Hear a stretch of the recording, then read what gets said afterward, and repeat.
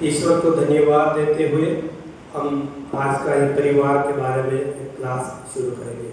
धन्यवाद यीशु, धन्यवाद यीशु, hallelujah, hallelujah. मैं सबसे पहले एक कहानी सुनाता हूँ, ध्यान से सुनना। सुनोगे? एक बड़ा दयालु राजा था। वो इतना दयालु था कि वो अपना भेष बदलकर अपने राज्य में घूमने के लिए निकलता था और सभी लोगों को देखता था, सभी घरों के सामने से दौड़ के जाता था, एक एक को देखता था।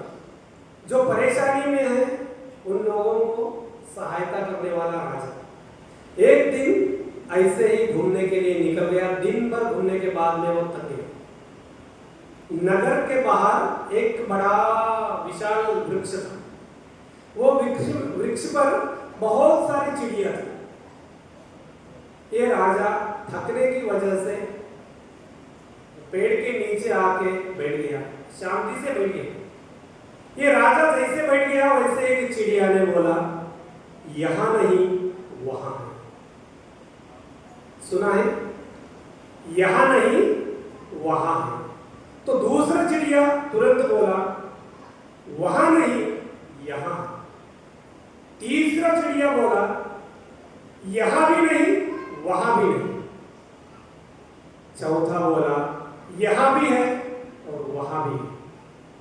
ये चार प्रश्न राजा को बड़ी उलझन में डाल दिए।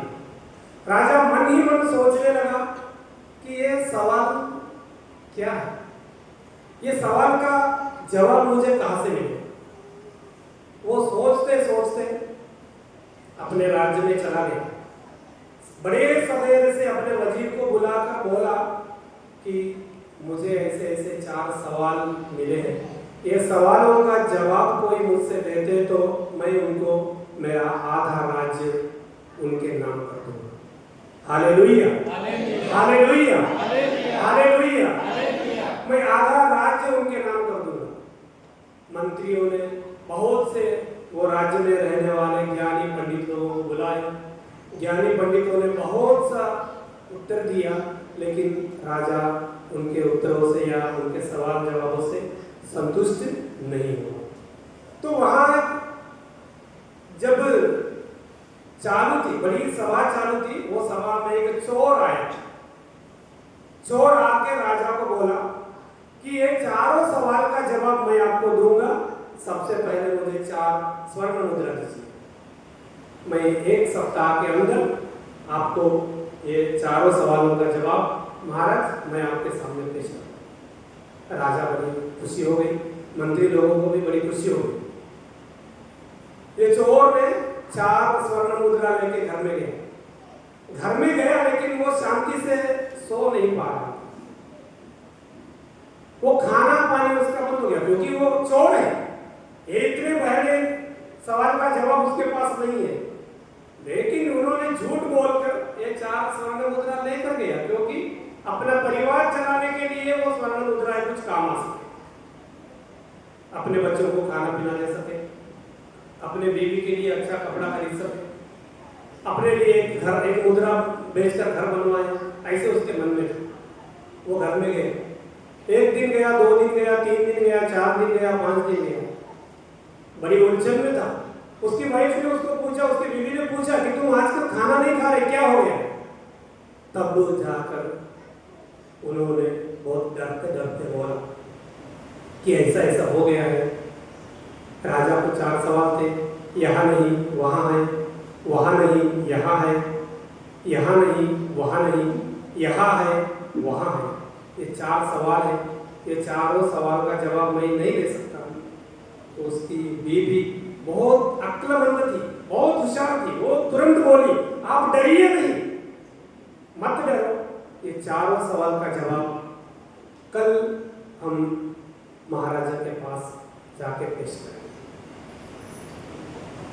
वो बड़े सवेरे घर से निकल गए।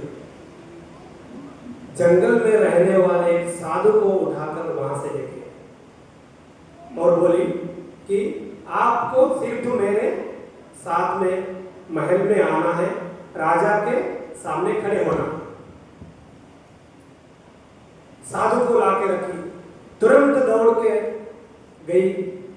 नगर के बाहर वेश्याओं का अड्डा था, वहां से सौंदर्यवती वेश्या को वहां से लेकर आई, और लेकर आने के समय में उसको बोला कि तू एक दिन में जितना कमाती है उससे ज्यादा मैं आपको दूंगी, लेकिन आज तू मेरे साथ में महल में आने का।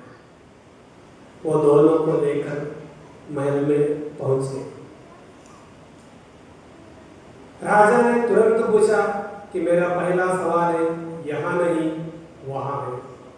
तो ये चोर की पत्नी ने बताया कि महाराज ये पहला सवाल का जवाब आपके सामने है। इन साधुओं को देखो, उसके बाल बड़े हैं, उसके शरीर के कपड़े मरकट हैं, उसके पास रहने के लिए जंगल में एक खाली झोपड़ी है, वो सदैव ईश्वर का नाम जपता रहता है। इसके लिए यहाँ तो कुछ नहीं है, लेकिन कहाँ है? वहां है, स्वर्ग में है, उसके लिए स्वर्ग में है, यहाँ उसके पास कुछ नहीं है। हालेलुया। राजा बड़ा प्रसन्न हो गया और प्रसन्नता से बोला, वो बहुत खुशी हो गया कि यहाँ नहीं वहां है, ये सवाल का जवाब मिल गया। फिर तुरंत बोली, महाराज तुम्हारे दूसरे सवाल का जवाब यहाँ है वहां नहीं। इन वेश्याओं को देखो, इसका चेहरा देखो, इसके कपड़े देखो, उसकी फैशन देखो, उनका रहने का रहन सहन देखो, गाड़ी बंगला मोटर कार सब कुछ है, मगर यहाँ अपनी वासनाओं की तृप्ति के लिए ये सब कर रही है। यहाँ तो इसके पास सब कुछ है, लेकिन वहां ईश्वर के पास इसके कर्म का जवाब देते समय उसके पास वहां कुछ नहीं है। राजा बड़ा प्रसन्न हो गया, उसको बड़ी खुशी हो गई।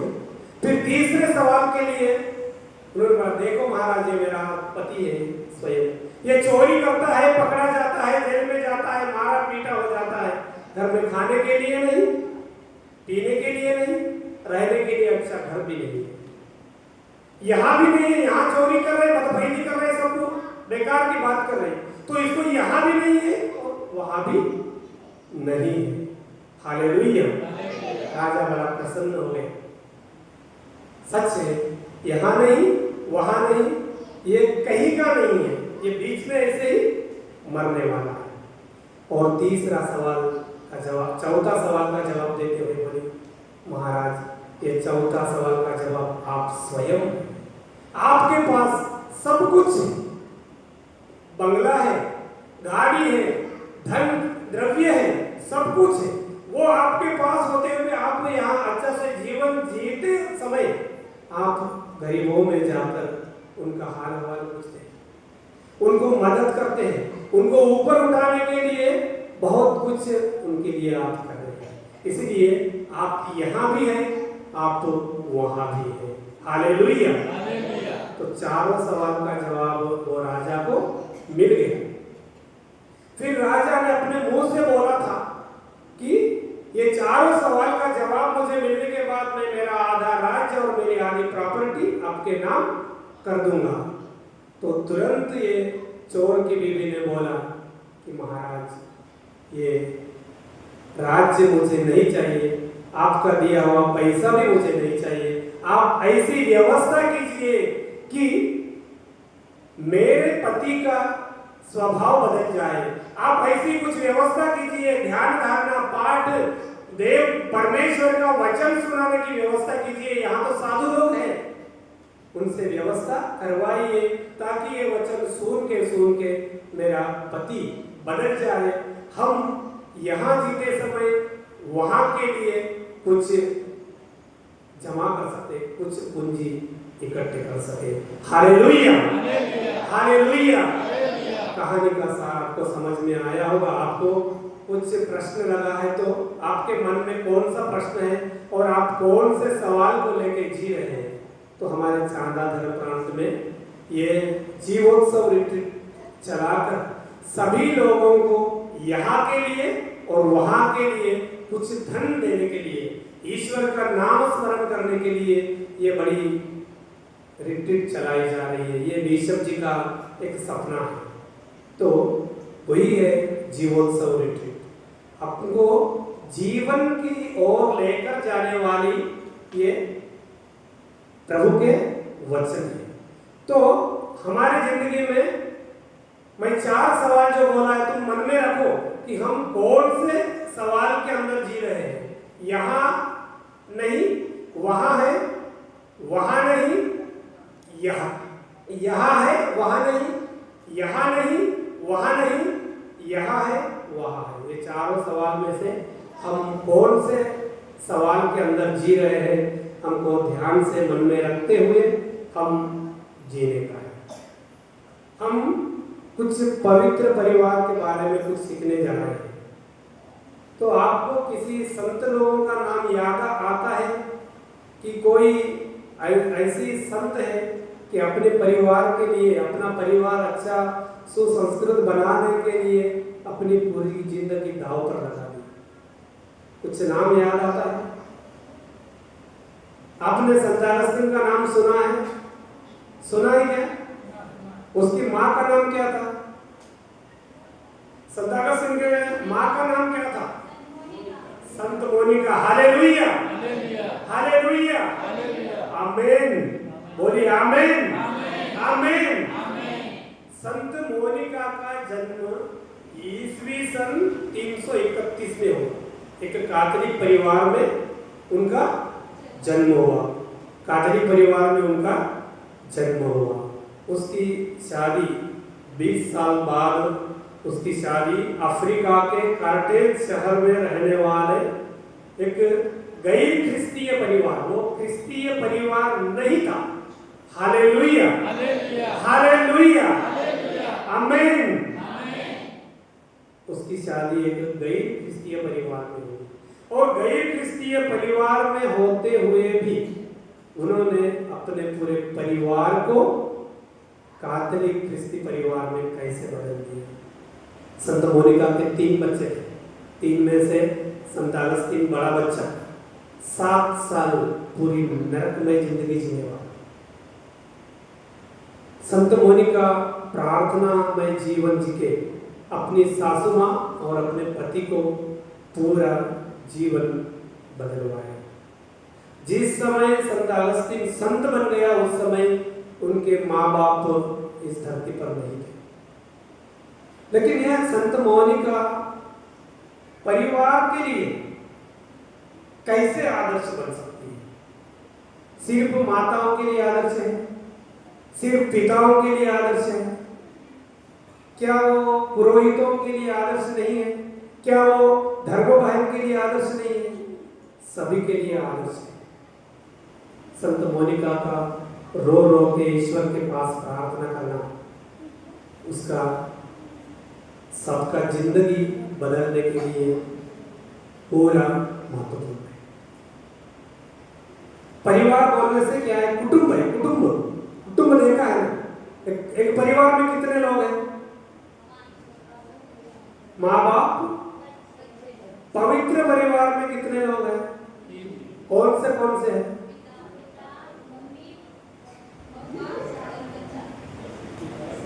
उनका नाम क्या है?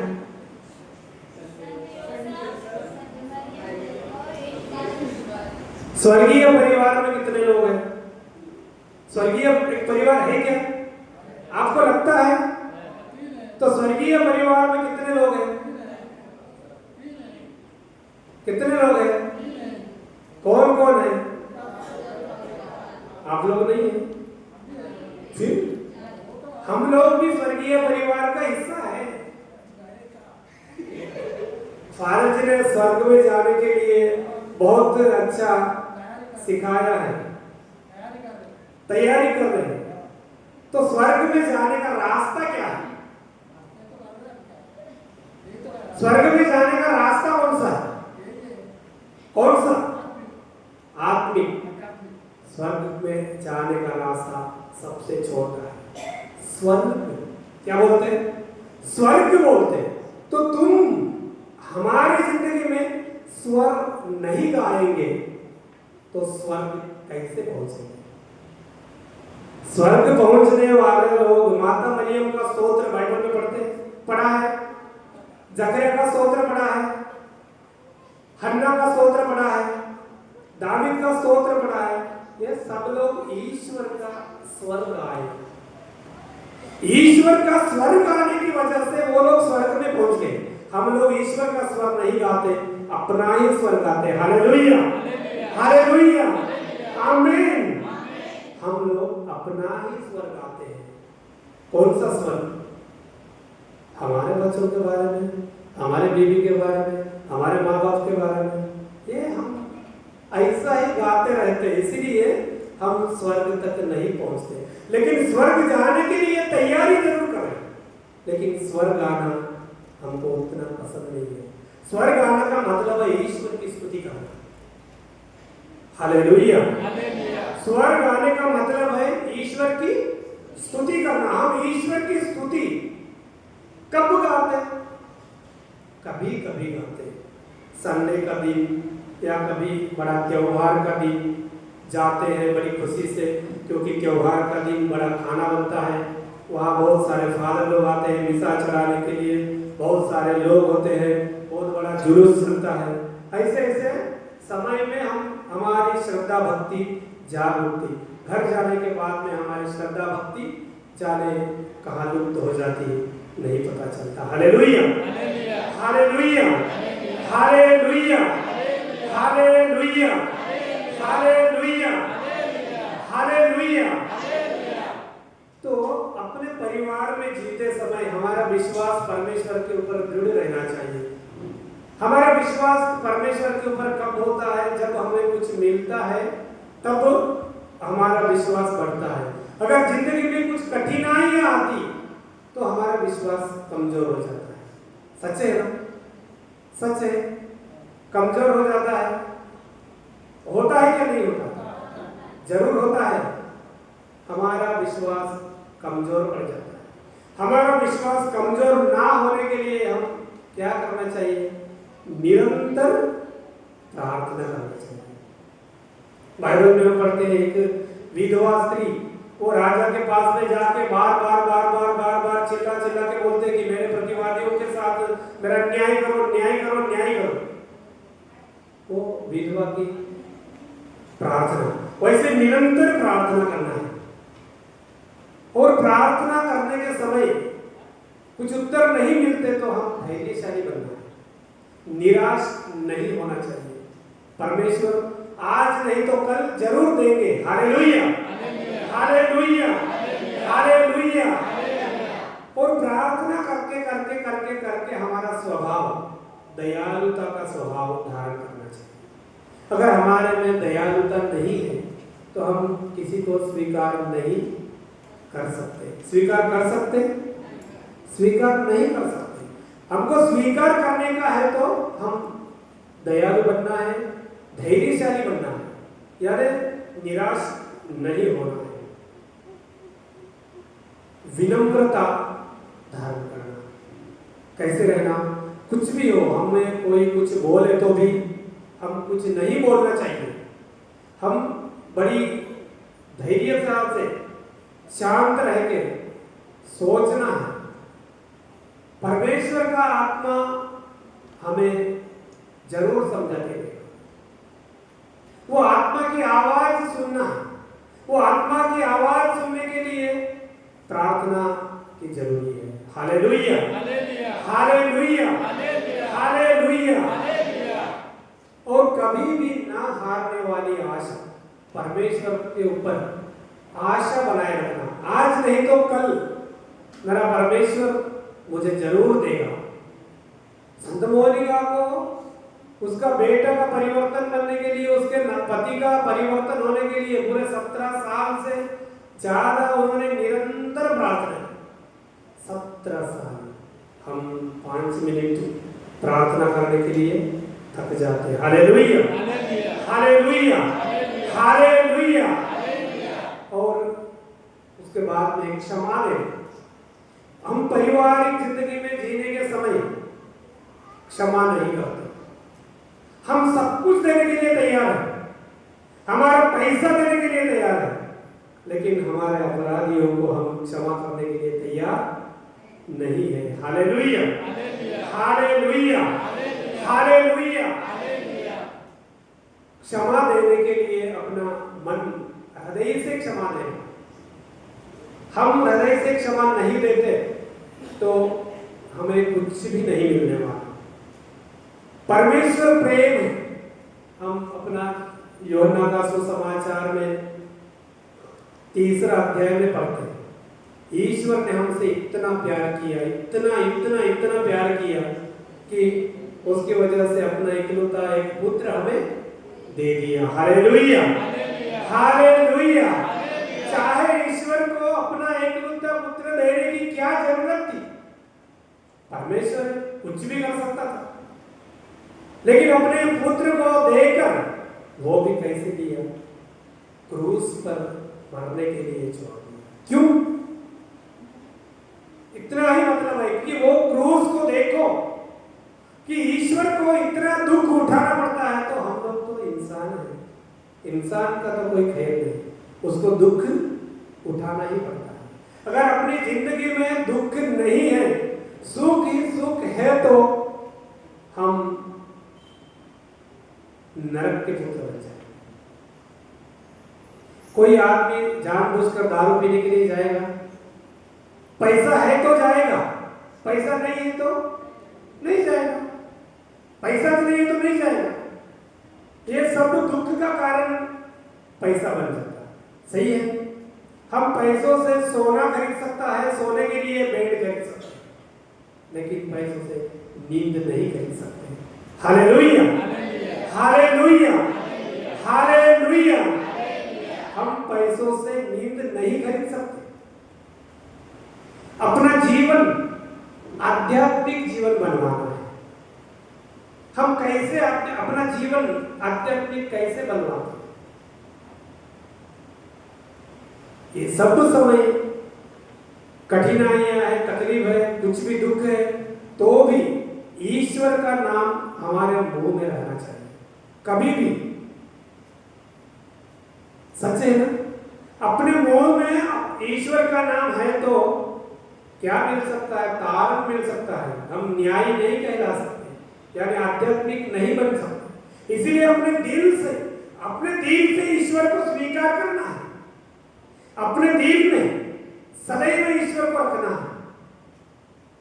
और ईश्वर को रखते समय राजाधिराज ईश्वर को नहीं, राजाधिराज ईश्वर को अपने दिल में रखेंगे तो हमें कुछ मिलने वाला नहीं।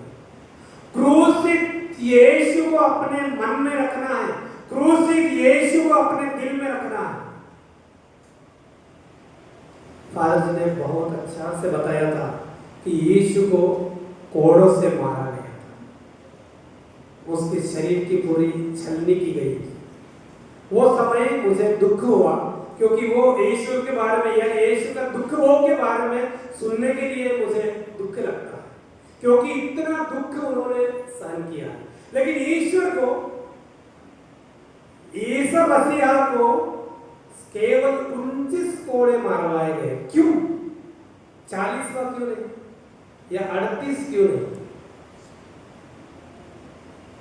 वो भी एक बड़ा सवाल है। वो समय में किसी आदमी को कोड़े से मारवाने के लिए दिया है तो वो 3 फीट का एक बेत है, 3 फीट का बेत है, उसको 6 फीट का और बड़ा रस्सी है। वो रस्सी को हुक लगाए, एक हुक को 4 काटा। एक बार मारते तो रस्सी पूरे शरीर को राउंड करके खींचते तो मांस बाहर। अगर मारने वाला इंसान मारते मारते मारते मारते उसके आंखों में खून आया तो उसके मारने की वजह से यीशु मर जाएगा करके 39 ही कोड़े मरवाए, उसके आगे नहीं मरवाए, क्योंकि सबको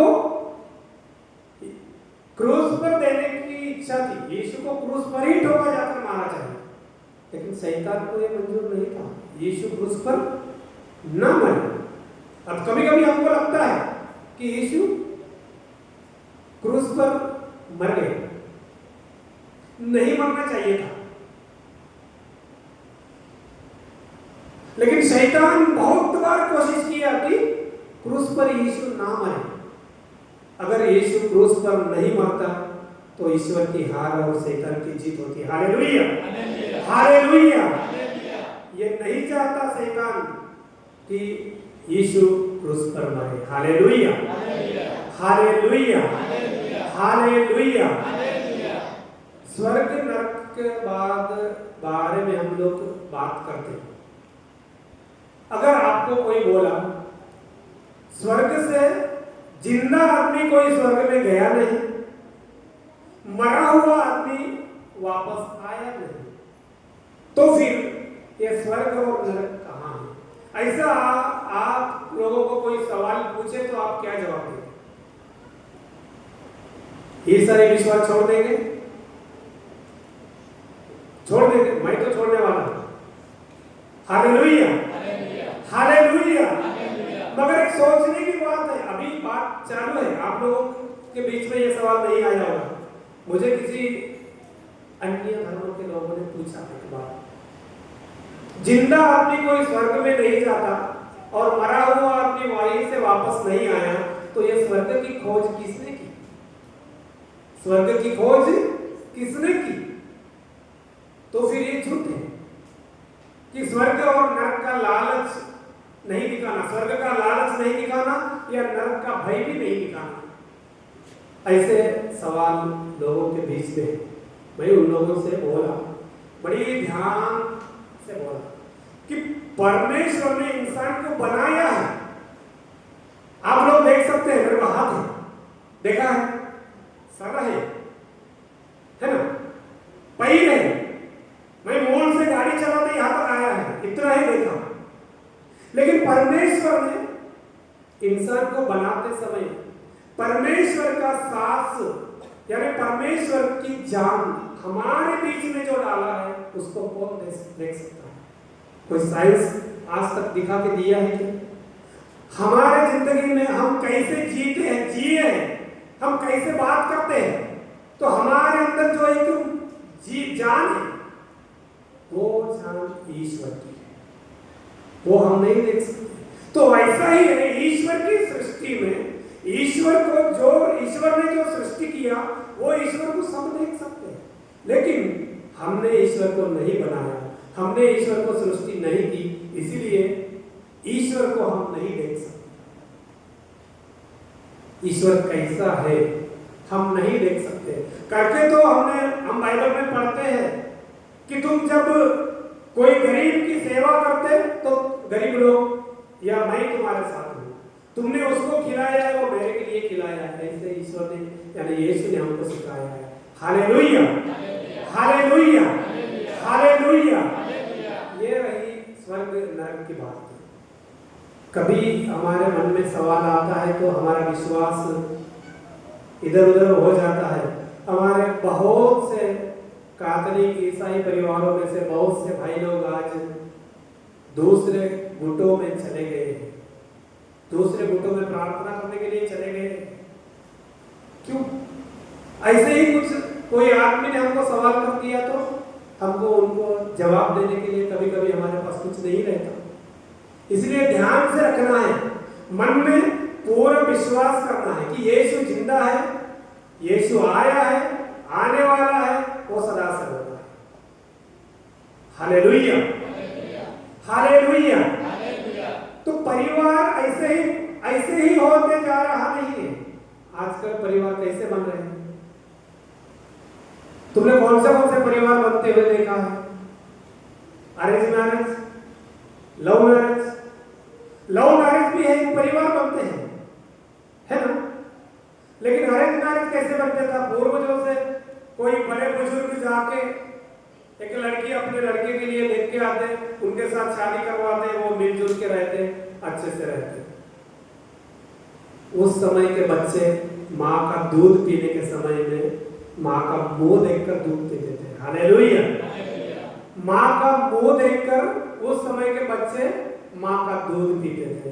आज के बच्चे मोबाइल देख के दूध पी रहे हैं। Hallelujah, hallelujah, hallelujah. बात सही है ना?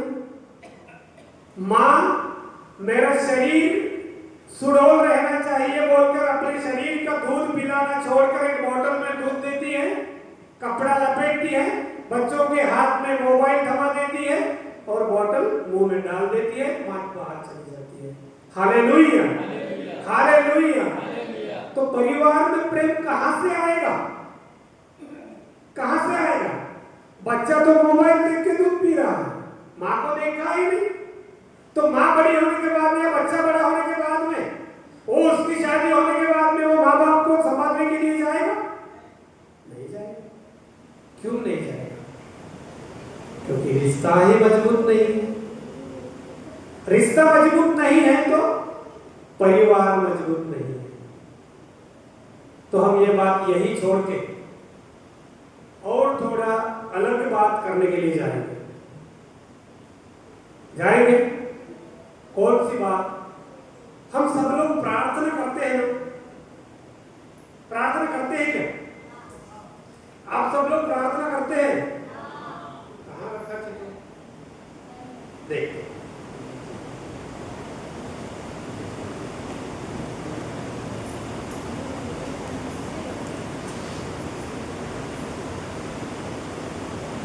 हम सब लोग प्रार्थना करते हैं।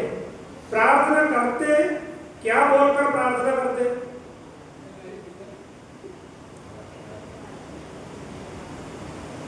क्या बोलकर प्रार्थना करते? सबसे बड़ी प्रार्थना फादर जी ने सिखाया है, लेकिन यूहन्ना का शिष्य लोग प्रार्थना कर रहे हैं, प्रभु जी हमको भी प्रार्थना करने के लिए सिखाइए, ऐसे बोल। तो यीशु ने अपने शिष्य लोगों से प्रार्थना किया, सिखाया।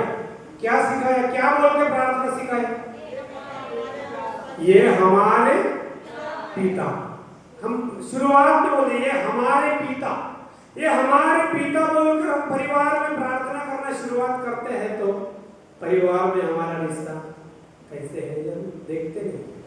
तो संत पौलुस याकूब का पत्र अध्याय 4 वचन संख्या 3 में क्या लिखा है? हिंदी में पढ़ो भाई, मराठी में लिख के लाए। याकूब का पत्र अध्याय 4 वचन संख्या 3 में क्या लिखा है? जब हम मांगते भी है। पढ़िए पढ़िए, जल्दी पढ़िए, समय हमारे पास कम नहीं। वचन 3 याकूब का पत्र अध्याय 4 वचन 3। अब आप मांगते भी है तो इसलिए नहीं पाते कि अच्छी तरह प्रार्थना नहीं करते। आप अपनी वासनाओं की तृप्ति के लिए धन की प्रार्थना करते हैं। Hallelujah, hallelujah. हमारी प्रार्थना सफल नहीं होती, हमारे परिवार की प्रार्थना सफल नहीं होती, हमारी जिंदगी की प्रार्थना सफल नहीं होती। हम केवल अपनी वासनाओं की तृप्ति के लिए मांगते हैं। हालेलुया, हालेलुया, आमीन, आमीन। हम वासनाओं की तृप्ति के लिए, तो वासनाओं की तृप्ति में क्या है? मेरी शादी हो गई तो मेरे बच्चों की पढ़ाई अच्छी होनी चाहिए, मेरे बच्चों को अच्छे अंक मिलने चाहिए, मेरे बच्चों को अच्छी जॉब मिलनी चाहिए, मेरी बेटी की शादी अच्छी जगह में होनी चाहिए, मेरी बेटी के घर के सब लोग अच्छे होने चाहिए, मेरी बेटी जो बात करती है वो बात सबको स्वीकार होनी चाहिए। यही प्रार्थना करते हैं, यही प्रार्थना करते हैं। परमेश्वर मैं बीमार हूं, मुझे चंगा कर दीजिए, ये हम प्रार्थना करते हैं। इसीलिए ऐसी प्रार्थना, हमारी प्रार्थना सुंदर नहीं बनती। तो हमारी प्रार्थना सुंदर बनने के लिए या प्रभावशाली बनने के लिए हम क्या करना चाहिए? तो मत्ती का सुसमाचार अध्याय 6 वचन संख्या 7 में क्या लिखा है? हमारे परिवार के नवीनीकरण करने, हमारे परिवार का पवित्रीकरण करने के लिए हमें प्रार्थना की जरूरत है। केवल परिवार के कुछ गुण है, अच्छे बच्चे चाहिए, अच्छे माता पिता चाहिए, इतना बोलने से नहीं होगा। प्रार्थना से ही हमारा शुरू होना चाहिए। मत्ती के वर्तमान अध्याय 6 वचन संख्या 7। प्रार्थना करते समय गैर यहूदियों की तरह रट नहीं लगाओ। Hallelujah, hallelujah. क्या बोला है? गैर यहूदियों की तरह रट नहीं लगाना। हालेलुया। आगे बढ़िए। वे समझते हैं कि लंबी लंबी प्रार्थनाएं करने से हमारी सुनवाई होती है। उनको क्या लगता है? लंबी लंबी प्रार्थना करने से हमारी सुनवाई होती है, हमें आशीष मिलता है, हमें बरकत मिलती है, ऐसे उन्हें लगता है, मगर ये नहीं होता। Hallelujah, hallelujah, hallelujah. और उसके आगे बढ़िए। उनके समान नहीं बनो, क्योंकि तुम्हारे मांगने से पहले ही तुम्हारा पिता जानता है कि तुम्हें किन किन चीजों की जरूरत है। हालेलुया। तुम्हारा स्वर्गीय पिता जानता है कि तुम्हें किन किन बातों की जरूरत है। अभी हम पारिवारिक जिंदगी जीने वाले हैं, तो परिवार में क्या क्या समस्या है? सबके परिवार में से पति पत्नी बच्चे चारों के चारों चर्च में आते हैं क्या? आते हैं क्या? आते हैं क्या? सब लोग आते हैं। बहुत बड़ी खुशी की बात है। हालेलुया। हम ईश्वर को धन्यवाद देंगे। सब परिवार के सदस्य आप लोग इकट्ठे होकर प्रार्थना करते हैं। हमारे पल्ली में, हमारे पारिश में ऐसे भी परिवार है, कभी कभी पूरा परिवार होकर प्रार्थना के लिए आता है। अगर एक प्रार्थना के लिए अपनी पति नहीं आता, सोचो, सिर्फ पत्नी प्रार्थना के लिए आती है, बच्चे भी नहीं आते, उनका पति भी नहीं आता, तो मेसा बलिदान कर जाने के बाद में घर में जाने के बाद में वो माँ क्या बोलती है? कुछ माँ पति को, बच्चों को गाली देकर बोल देती है, तुम चर्च में नहीं आते, प्रार्थना नहीं करते, तुमको ये नहीं चाहिए, आओ तुमको खाना खिलाती हूँ, आज नहीं दूंगी, ऐसे बोल देती है। तब पति या बच्चा बोल देता है कि उससे अच्छा तो ठीक है, देख अभी अभी चर्च में जाके आई है, देख आके कैसा बात करना शुरू करती है। बोलती है ना? बोलती है? आप बोलते हैं ना? देख अभी अभी चर्च में जाके प्रार्थना करके आई है, उससे तो अच्छा मैं नहीं गया चर्च में, बहुत अच्छा हो गया, क्योंकि आने के बाद में कुछ नहीं बोला। Hallelujah, hallelujah. तो ये ऐसे हमारी जिंदगी में चलता है, हमारे परिवार में चलता है, क्योंकि हम तो बोलते हैं कि हमारे पिता, हम बोल दिया, ये हमारे पिता बोल दिया, लेकिन आज तक नहीं सोचा है कि अगर हम परमेश्वर को हमारा पिता बोला है तो सच में हम उनके बेटे बने हैं या उनको पिता माना है? अगर पिता माना है तो उनके साथ हमारा रिलेशन कैसे? ईश्वर के साथ हमारा रिलेशन और पृथ्वी पर ईश्वर की जगह में होने वाला हमारा पिता, हमारी माँ, उनके साथ परिवार में हमारा रिश्ता कैसा है? या बड़े बुजुर्ग हैं, केवल पिता या केवल माता नहीं, हमारे माँ बाप की उम्र के लोगों के साथ हमारा रिश्ता कैसा है? बुढ़िया जाति के बोल देते, सीधा बोल देते, बुढ़िया जाति के, मुझे मत सिखाओ, बोलते हैं। तो हमारा रिश्ता ईश्वर के साथ हमारा रिश्ता कैसा है? ठीक नहीं है। अगर हमारा रिश्ता ईश्वर के साथ ठीक नहीं है तो हम उसके आगे नहीं जा सकते। उसके आगे क्या बोलते हैं? ये हमारे पिता, तेरा नाम पवित्र माना जाए। हालेलुया। तो ईश्वर का नाम कैसे पवित्र किया जा सकता है? कैसे पवित्र माना जा सकता है? किया नहीं जा सकता। सॉरी, मैं किया वर्ड लिखा। हम ईश्वर का नाम कैसे पवित्र मानेंगे?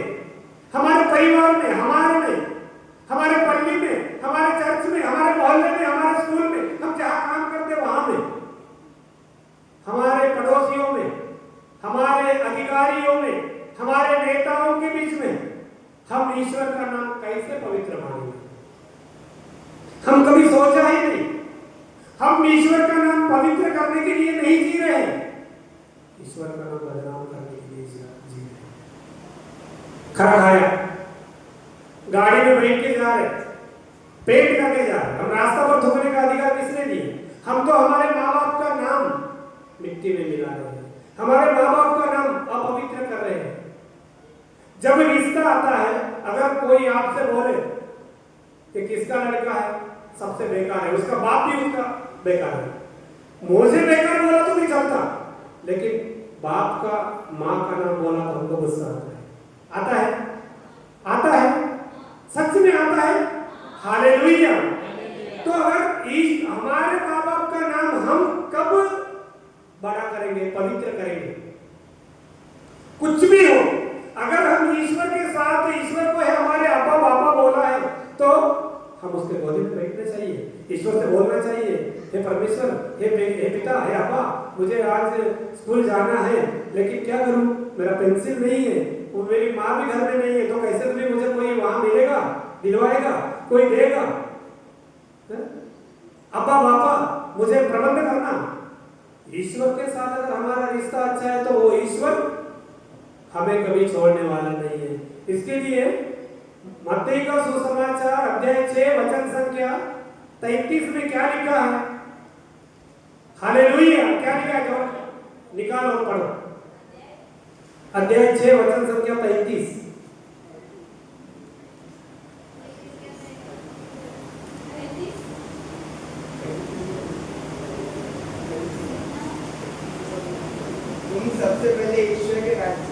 तुम सबसे पहले ईश्वर के राज्य और उसकी धार्मिकता की खोज में लगे रहो। हालेलुया। और ये सब चीजें तुम्हें यूं ही मिल जाएंगी। ये वचन गाएंगे, मेरे पीछे गाओ। तुम सबसे पहले ईश्वर के राज, गाइए। तुम सबसे पहले ईश्वर के राज और उसके धार्मिकता की, और उसके धार्मिकता की खोज में लगे रहो, खोज में लगे रहो।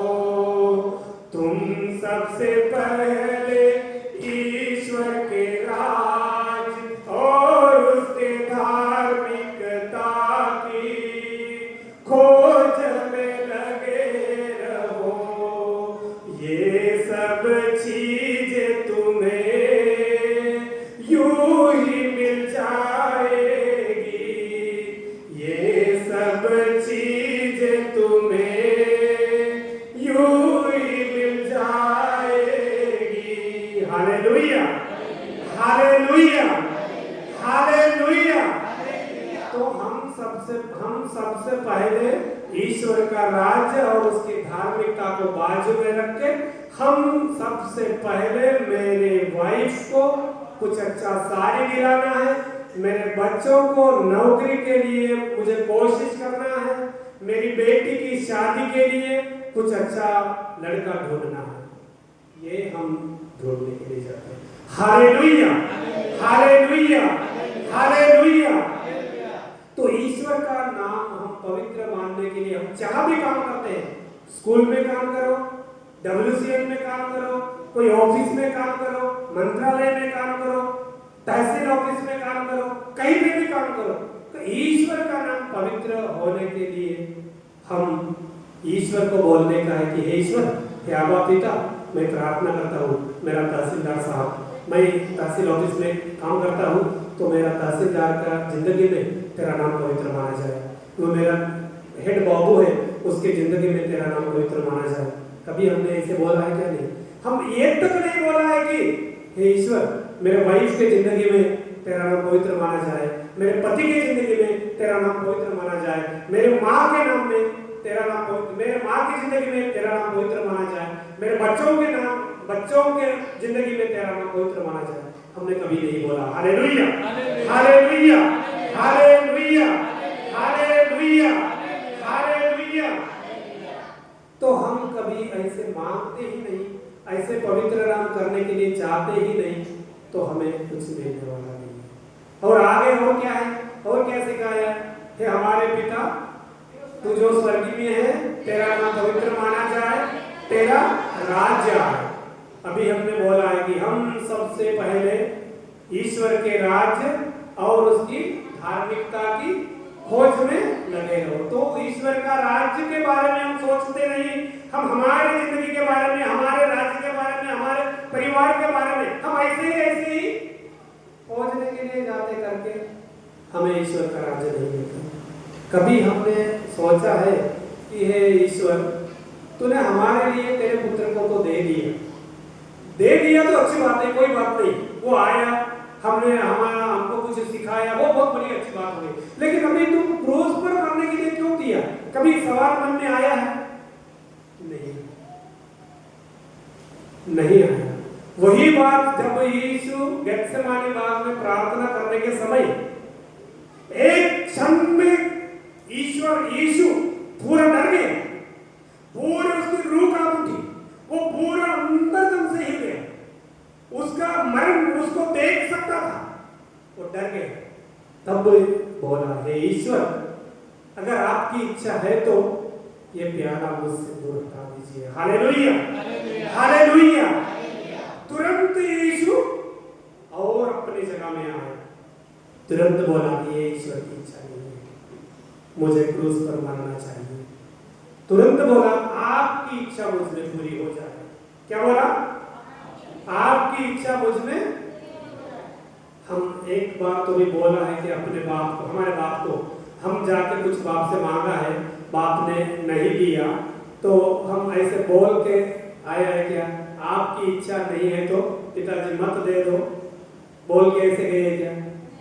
सीधा बोला, देख लेंगे, नहीं दिया ना, नहीं जाऊंगा मैं मेरे दोस्तों के साथ पिकनिक मनाने, या आप मेरे को मोबाइल नहीं दे रहे ना, मत देना, मैं कैसे भी जाके मोबाइल खरीदूंगा। लेकिन कभी बोला है आपकी इच्छा आज देने की नहीं है तो कोई बात नहीं पापा, आप तो जरूर देने वाले हैं मुझे, वो प्यारी प्यारी से पापा के गोद में बैठकर बड़े प्यार से, अब्बा पापा तुम जरूर देने वाले हैं, मत दे दो, कोई बात नहीं, मुझे कोई टेंशन नहीं, आज नहीं तो कल जरूर देने वाले हैं। ऐसा विचार कभी आया है कि मन में हमारे? नहीं आया। अगर हमारे बाप के साथ हमारे बारे में ऐसे विचार नहीं है तो हम ईश्वर के बारे में नहीं सोच सकते। Hallelujah, hallelujah. और उसके आगे क्या प्रार्थना करते हैं?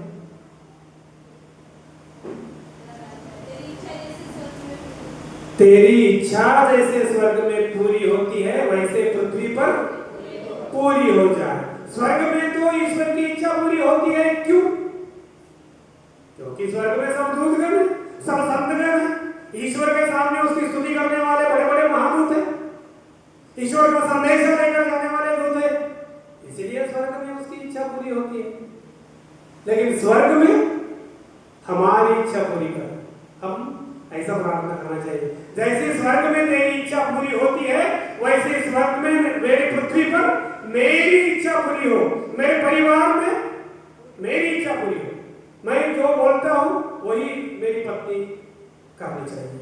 अगर पत्नी ये बात के लिए सहमत नहीं है तो मारना पीटना शुरू हो जाता है। Hallelujah, hallelujah.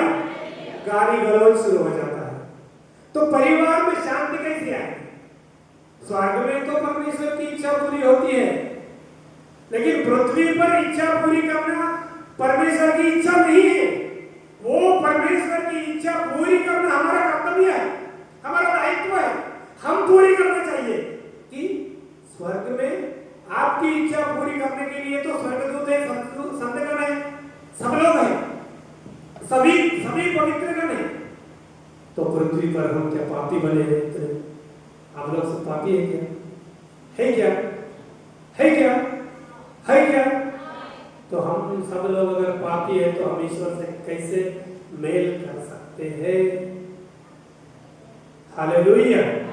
ईश्वर के साथ मेल करने के लिए, पवित्र बनने के लिए ईश्वर ने ये तो बड़ी जीवोत्सव रिट्रीट बना के दी है। पवित्र हो रहा है, पवित्र करने के लिए तो हो रहा है, तो हम खुद को पवित्र बनाए।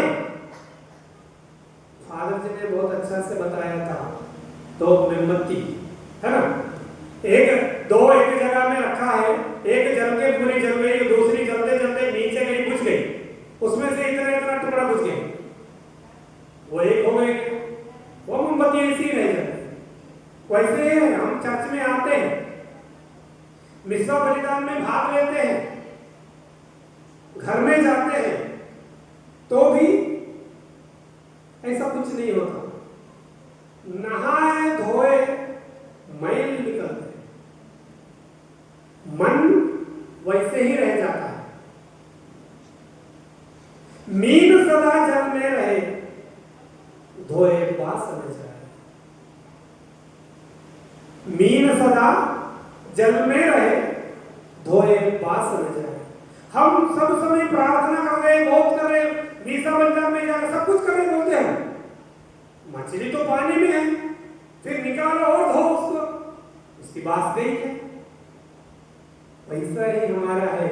हम ऊपर से कुछ भी किए, ऊपर से दिखाने के लिए चर्च में आए, बैठे, वचन सुना है, कुछ भी किया है, मगर हमारा अंतरतम हम बदलने की इच्छा या बदलते नहीं है, तो वो मीन के जैसे हो जाते हैं।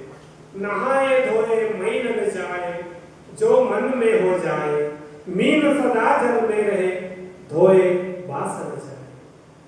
हम कितना भी कुछ भी करें, हम खुद को बदल नहीं सकते। इसलिए हम बदलने के लिए, हमारे परिवार को बदलने के लिए, हमारा परिवार ऐसा चाहिए कि देखने के बाद में, यीशु ने बोला है, तुम्हारा विश्वास, तुम्हारी प्रार्थना देखकर कि लोग बोलेंगे कि ये मेरे बेटे हैं, बेटियां हैं, ये मेरे बच्चे हैं। Hallelujah, hallelujah, hallelujah, hallelujah, hallelujah. और उसके आगे हम क्या प्रार्थना करते हैं? स्वर्ग में तेरी इच्छा पूरी हो जाए। उसके आगे हमारा दैनिक आहार आज हमें दे, तो ये सब चीजें तुम्हें यूं ही मिल जाएगी, क्योंकि हमने ईश्वर का राज्य ढूंढा है, ईश्वर के बारे में हमारा मन चिंतन है, ईश्वर के बारे में हमारी प्रार्थना है। ये बड़े बड़े संत लोग बन गए, ये संत लोग अपने जिंदगी के लिए जिए ऐसे लगते हैं क्या? कोई भी संत लोग अपने जिंदगी के लिए नहीं जिए। सब संत लोग ईश्वर के दुख भोग के बारे में चिंतन करके करके करके करके, लोगों के बारे में चिंतन करके करके करके करके बने, करके वो संत बन गए। हम सब संत बनने के लिए बुलाए गए हैं। कोई भी ईश्वर की इच्छा है सब संत बन जाए, सभी मेरे पास स्वर्ग में आए। तो स्वर्ग जाने के लिए स्वर्ग आना जरूरी है। स्वर्ग नहीं गाते तो स्वर्ग गा गा गा गा कर स्वर्ग में जाना है। ईश्वर की इच्छा स्वर्ग में पूरी होती है, वैसे पृथ्वी पर भी पूरी हो। इसका मतलब है ये जगह जो है पवित्र है, ये जगह एक स्वर्ग की जगह है। तो ये जगह में हर मिस्सा के लिए बैठने की जगह आप लोगों की तय होनी चाहिए। एक दिन यहाँ बैठा है, दूसरे दिन पीछे बैठा है, वैसा नहीं होना चाहिए। तब तो हमारा आहार हमें ऐसा ही मिल जाता है। बच्चे सबको पसंद है,